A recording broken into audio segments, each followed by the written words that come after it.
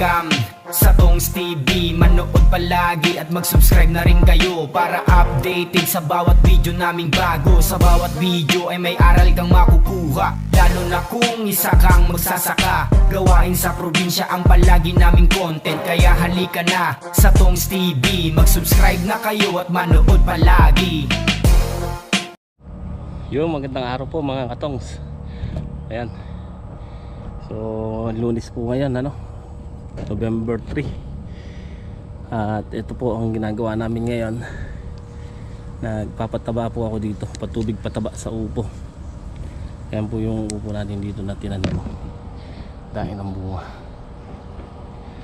Lalo yung dito.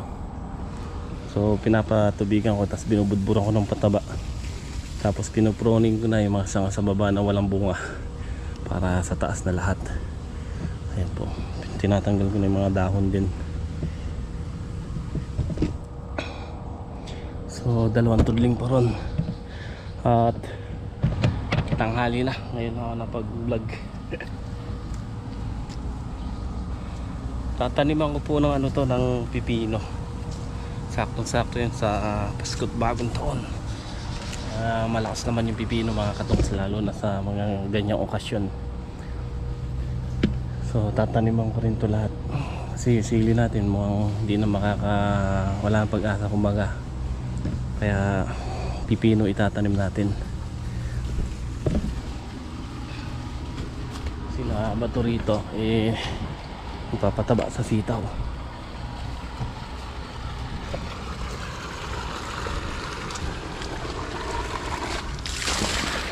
Wala na? Wala pataba? Nakuha mo na yung andan?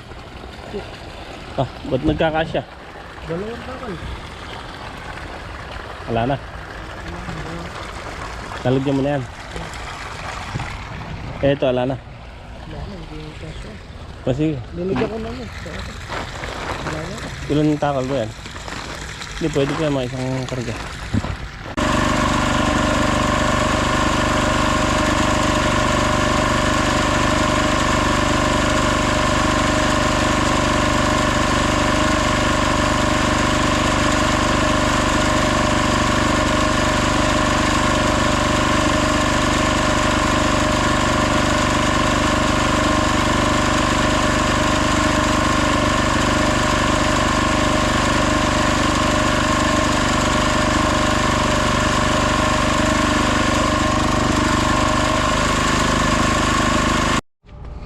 Yun mga katongs, ayan, tanghali na nga po. Matapos na po kami kumain ng tanghalian. So mamaya na akong papatubig pataba doon sa upo. Pipitas muna kami ng pipino. Tapos mamaya sitaw, pwede nang pitasin sitaw. Kapal ang bunga.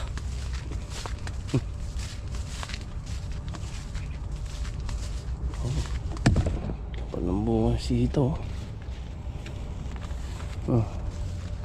Dikit.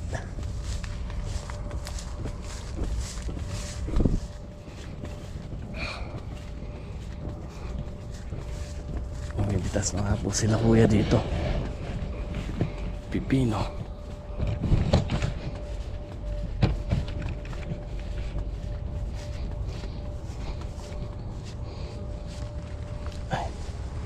Pitas ulit ng pipino.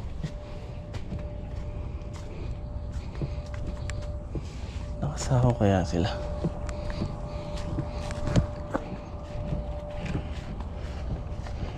Napagsako.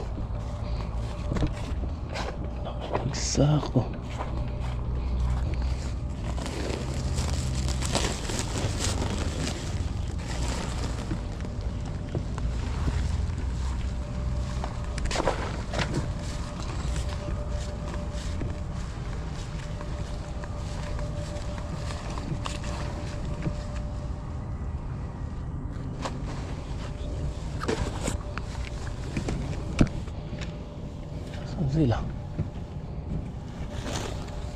dito tayo.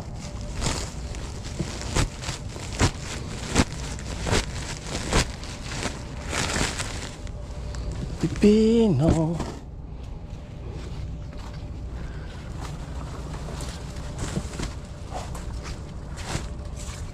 Saan na sila ito?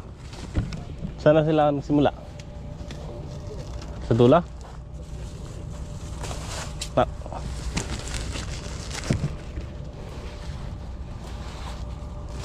Ay. Yay, yay.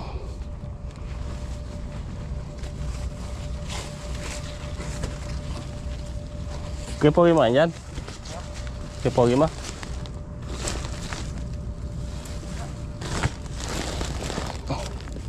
Ha? Ha?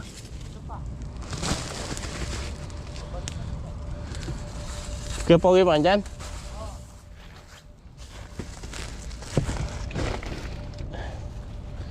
Siguro mga 2 pitas na lang tong pipino. Papaalam na. Dahil binungan ng pipino. Hindi na humirit pa ng tinulada.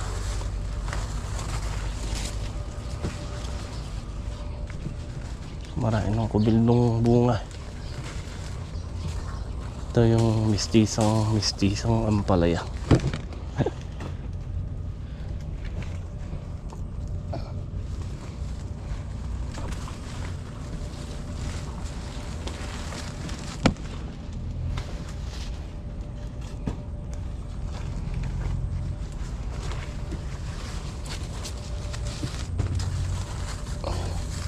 Nasa taas na yung bunga eh.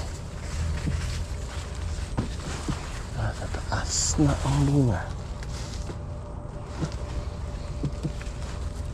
So itatanim natin mga katongs 2 lata din doon sa may upo. Sakto yung December 45 days. Ngayon Pasko. Mula ngayon 45 days Pasko. Itatanim natin ng mga 3 araw. Ito namumunga yun 1 buwan lang. Kaya sakto Pasko't bagong taon. Mahagos na yung pipino.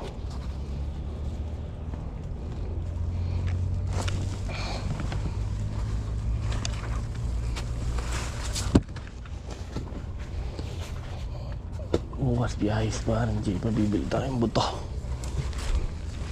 2 lata.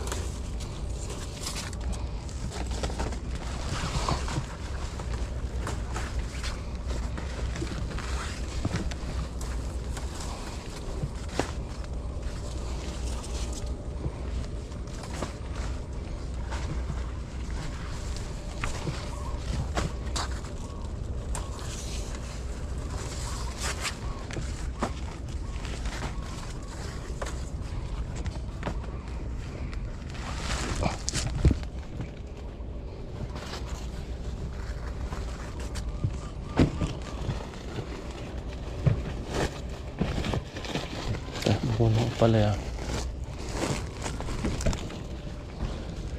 Ang palaya sumabay sa palipas ng pipino.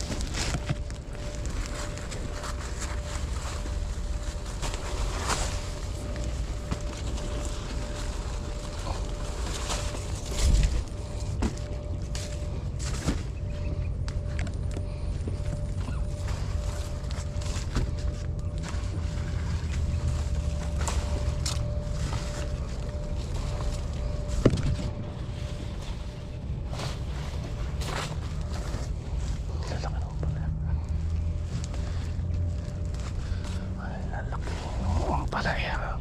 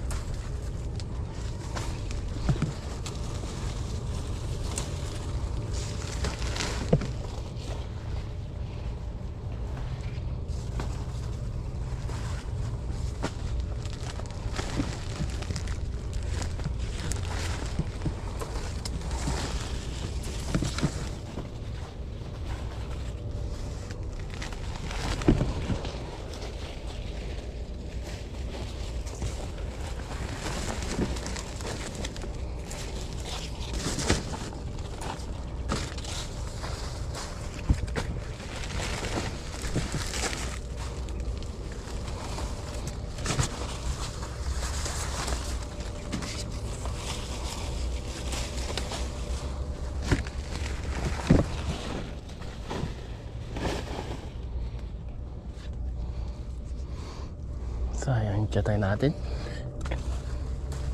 Sumabay sa pipino. Sumabay sa pipino. Sumabay, lumipas.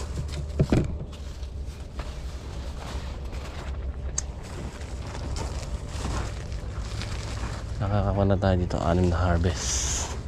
So bukas dito, harvest ulit tayo bukas dyan.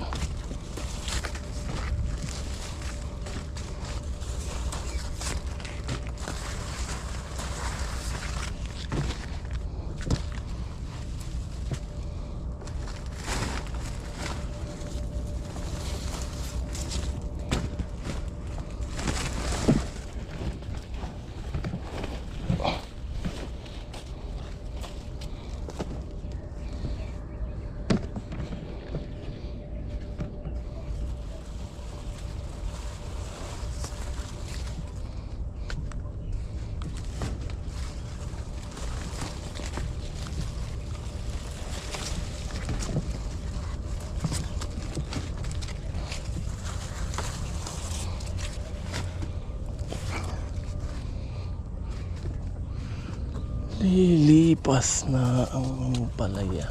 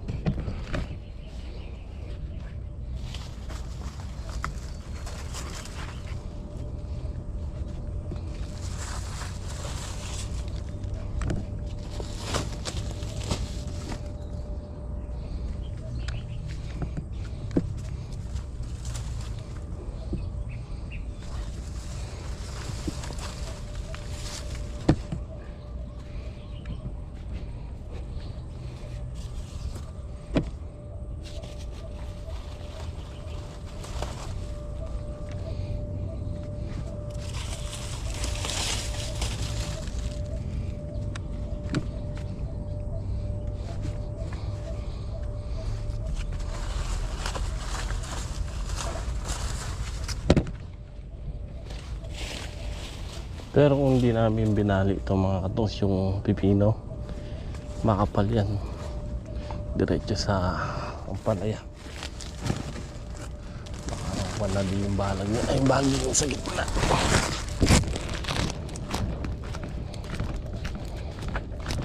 Tatabunan kasi yung palaya, kaya binali namin.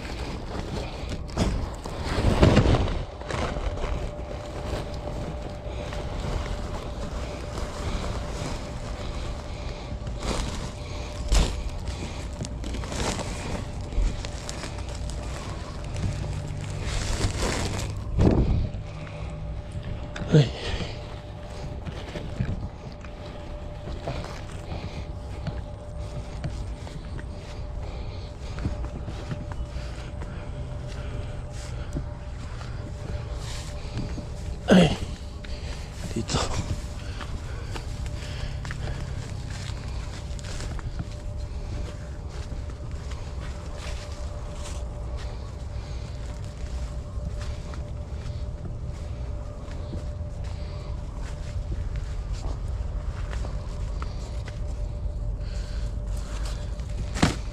Yung nangyari sa Ampalaya, punggos, pero maraming bunga sa taas yan.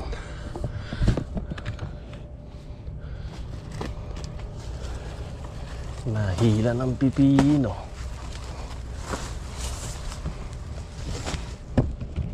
Sumabay sa pipinong lumipas.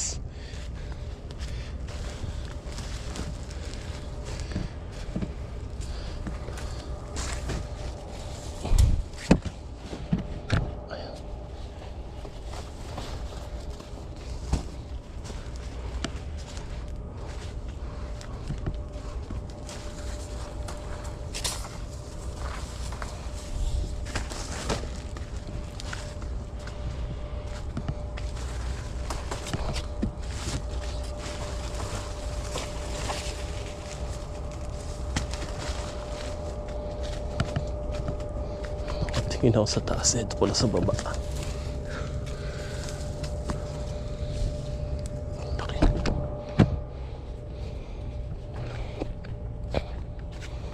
Isa or dalawang harvest pa yung pipino.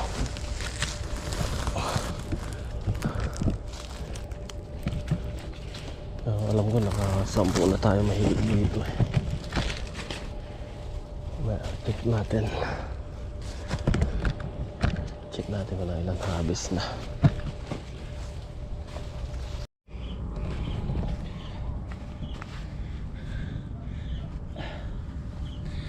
Wala na, konti na lang. Konti na lang yung napitas.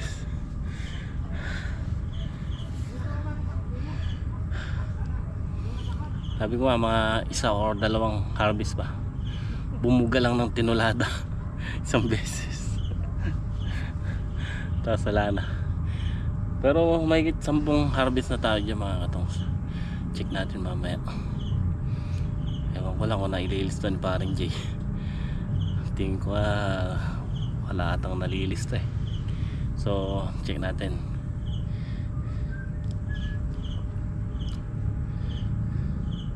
Dati kasi may 3 notebook akong hawak. May 3 notebook siya. Kopya. Isang gastos, isang bale, isang benta. Meron? Wala na. Sinagad nyo kasi kaya nagtinulad eh.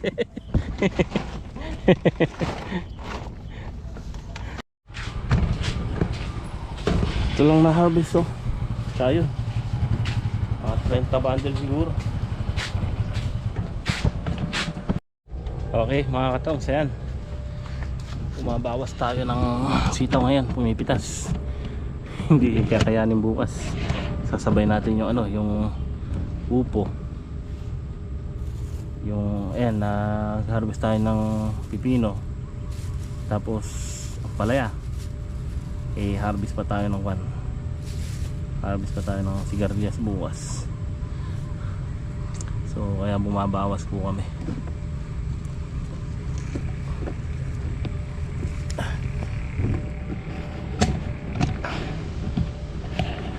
Bawas tayo ng pitasin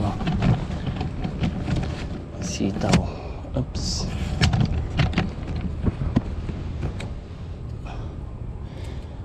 Ito yung kagandahan sa binhi natin mga katongs, yung binhi natin condor na Negro Star. Ito ang maganda sa condor negros, matibay po sa lantahan. Tsaka ito gustong-gusto ng mga biyahero, lalo na sa sangitan. Matibay po ito, hindi basta-basta na papanat o nalalanta.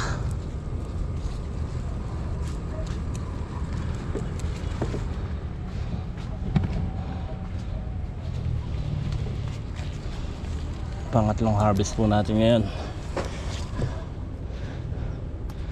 So sigurado na may laksa dito. Tingin ko pa lang sa bunga.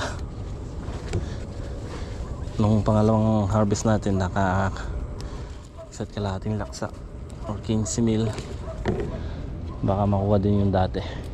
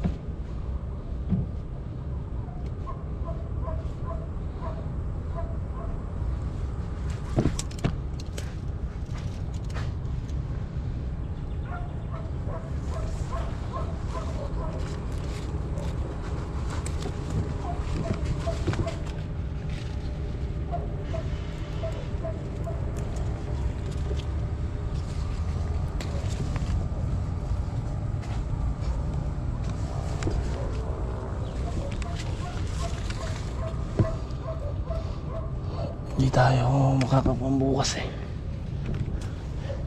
Hindi kakayanin mo.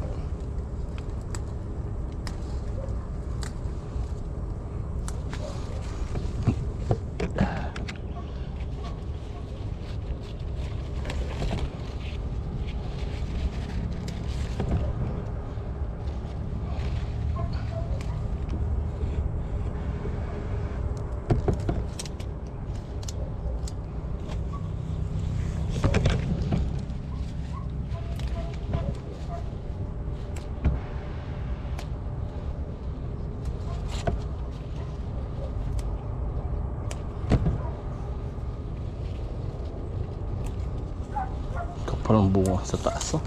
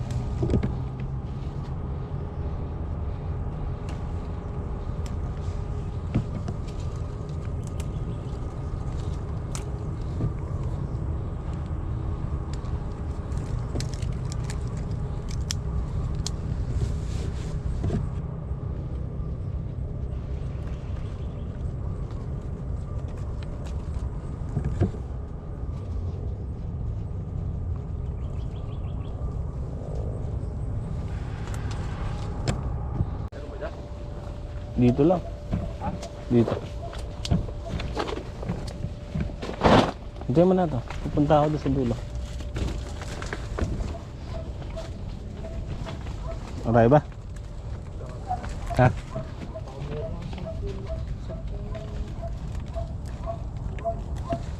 Hanggang saan ba nangyari nun?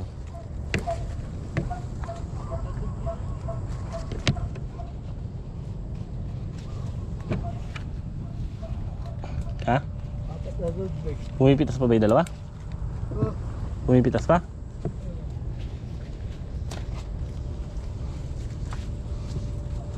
Mga 20 ba? Ha? Mga 2 laksa ba? Meron na isa? Eh Kalahati na ba? Ha? Pero ng kalahati yan. Ilan ba yung kabila na? Apat? Apat ba yan? Kabila? 5?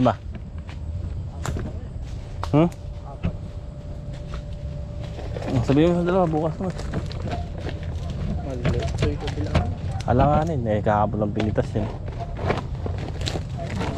Eh mga katongs, ilan ba yung kabilaan eh?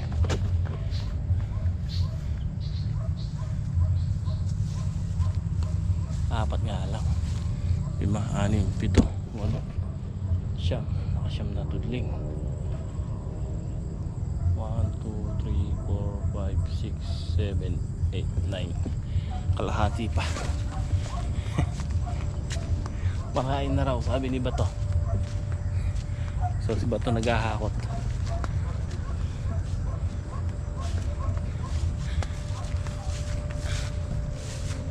Bukas ang palaya. Ayan o, ganda. Dami yung sa tutusin, makuha man yung 10 pitas nito mga katong. Hanggang 10 pitas lang tayo. Eh makukuha din kung gaano karami yung hinarbis natin nung nakaraang ampalaya. Sa ngayon, baka humigit pa kung papalarin kasi nung nakaraang pag-ampalaya natin, isang beses lang tayo nagtinulada ron.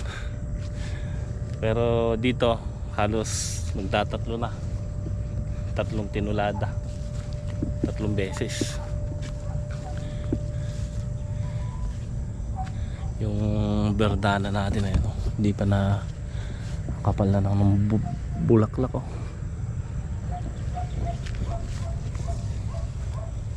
So sabi nila kuya baka isang harvest na lang titignan sa isang harvest yung pipino. Pagka wala ng bunga, bubunutin na raw para makahinga yung ampalaya. So tingnan natin.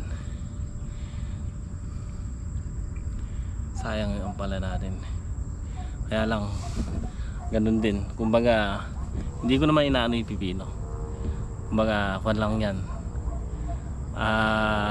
Blessing din yung pipino kasi nga siya halos malaki din ang naitulong. Kung wala yan, kung ampalaya lang din eh sa ganung presyo halos malaki din na itulong ng pipino. Kwan pero ilan kwan yung ilan harvest tayo sa pipino eh halos 10 ang presyo din, puro 10. Kaya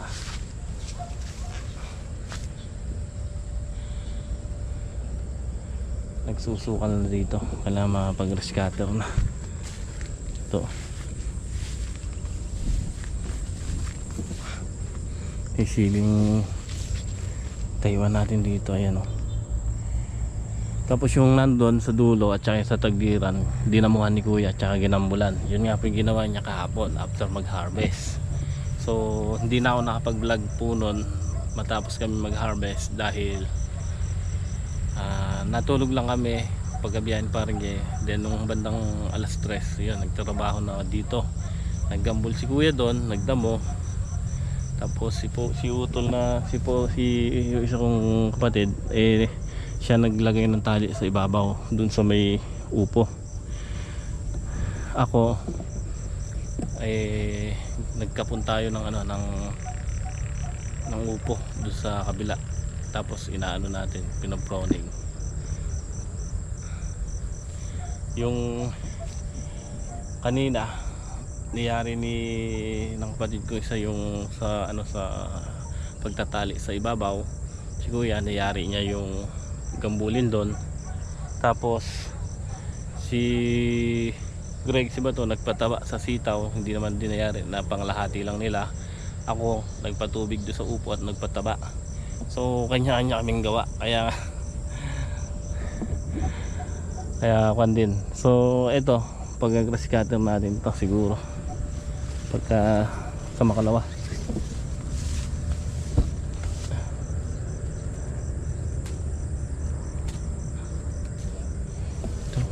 ng mga bunga rito.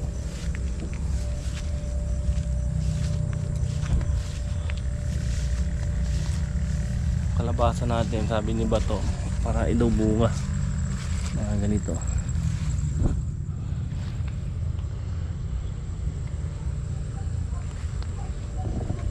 So yan, shoutout nga po pala kay Sir Berhil Santos. Maraming salamat sir sa inyong suporta. Yan, thank you din po sa walang sawa inyong pag-suporta sa ating vlog. Yan, si Sir Berhil Santos mula noon hanggang ngayon. Malaki na una itutulong sa amin ni Sir Berhil Santos. Yan, shoutout po sa, at saka sa inyong misis. Yan, maraming salamat po. At saka shoutout din po kay kay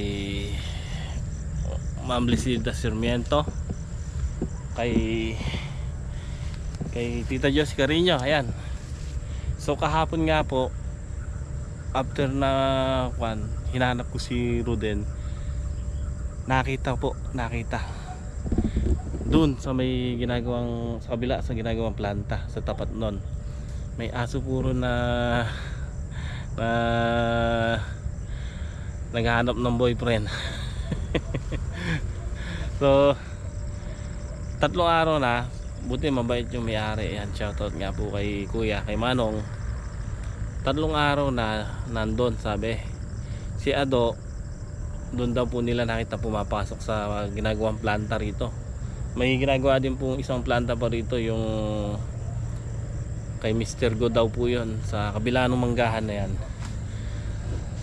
Planta din po ng feeds. So sabi niya, sabi nung may asong babae doon, 3 araw na daw yun, ayaw daw umalis. Yung isa raw nakita yung nagpupunta ron sa may loob ng planta. Binigyan niya ako ng payo. Sabi niya, hulihin mo na ega yan at itali, kasi pumapasok si Ruden daw doon sa planta kasama yung aso niya. Marami daw nawawalang aso ron. Pag daw pumasok doon sa loob, nawawala na raw. Kaya palagay ko doon tinitira si Ado. At buti na lang mabait si Manong. Hindi ka mukha ng iba siguro, kung yung ibang bansa aso baka pinag-anuhan na si Ruden. Siya pa humuli.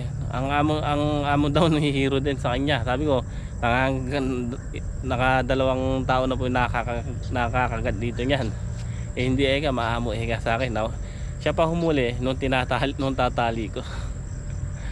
So ayan, tinali ko muna si Ruden, kaya ayun, may tahol na aso ron. Siya po yun. Buti mabait si Manong, yung may-ari ng babaeng aso ron, yung nililigawan ni Ruden. Yung isa daw na, yung itim, nakita nga daw niya yon, doon daw pumapasok sa kabila sa may planta, ginagawang planta. Sabi ko, takot na nga po ako, kasi yung isa may umuwi, may tama sa paa, 2, yung isa binangag, isa binaril ng airgun. Doon daw niya nakikita pumapasok yun, sabi ni Manong. So sabi niya, hanggang maaari itali mo muna para, kasi maraming nagtatrabaho daw doon, at pagka daw may pumapasok na aso ron, marami daw nawawala.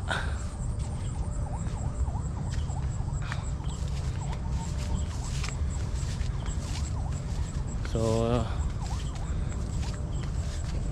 bukas after ng biyahe, kaya rin namin ni Greg to magpataba, dahil si Bato sasama sa biyahe. After magtinor, kaya rin na namin ni Greg magpataba dito. Shoutout din po kay Sir Nelson Coca ng Lipa, Batangas. Parang hindi napitas ang sitaw natin, kaso nagkukulang sa tubig, kaya sabi ko ay Greg pataba nila, kaso hindi nangyari, para bukas patutubigan ko.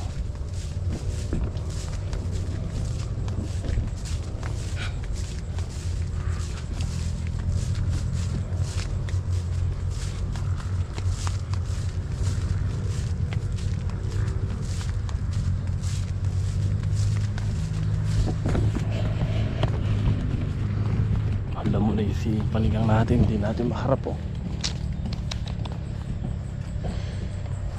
Pero yung kahapon, yung biyahe, Tinor, Pitas. Ngayon, Pitas. Bukas, Tinor. Pitas, Tinor.